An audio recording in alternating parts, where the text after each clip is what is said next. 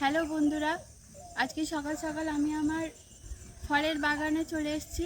আজকে আমি আলু বোখরা, আমার এই বাগানের খুবই জনপ্রিয় একটি গাছ। এই আলু বোখরা গাছের সম্বন্ধে আপনাদেরকে কিছু জানাবো, এর পরিচর্যা নিয়ে, কখন ফুল আসে, কখন পরিচর্যার প্রয়োজন হয়, তার আগে এর কিছু ইতিহাস আপনাদেরকে জানাই।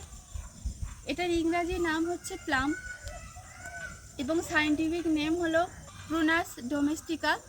এই গাছটি উৎপত্তি স্থান হচ্ছে দক্ষিণ ইউরোপের ককেশাস অঞ্চলে। এই গাছটি সাধারণত ফুল আসার সময় হচ্ছে মার্চ জানুয়ারি এই সময়ের দিকে, ঠিক আছে। তো এই সময় জাপানে এবং চায়নায় এদিকে প্লাম ব্লুজম, মানে ওটাকে একটা প্রতীক হিসাবে, ওরা নববর্ষের প্রতীক হিসাবে ওরা এটাকে পালন করে। আর এই গাছটি আমাদের ভারতে এসেছে মুঘল সময়ে, এবং এই গাছটি যখন ভারতে প্রথম আসে তখন এই গাছটি বেশিরভাগ সময় পাহাড়ি এলাকায়, একটু ঠান্ডা যেখানে বেশি, সেই সব জায়গায় বেশি ফলন দেয়। যদিও আমাদের এখানে ফলন হয় খুবই কম, অল্প ফলন হয়।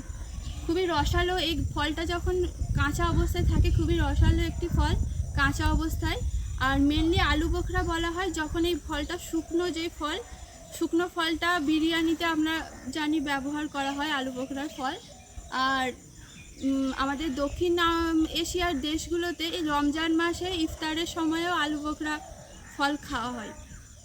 এবার এর পরিচর্যার বিষয়ে যদি বলি, এর ফুল আসে মার্চ মাসের দিকে, তার আগে নভেম্বর মাসের দিকে এর একটু হার্ড প্রুনিং করার প্রয়োজন হয়, এবং সেই সময় গোড়ায় একটু জৈব, মানে গোবর সার জাতীয় কিছু দিয়ে এটা প্রুনিং করে দিলে তাহলে আমরা ঠিক সময় মতো এর ফুল এবং ফলে রূপান্তরিত করার সম্ভাবনা একটা ভালো থাকে।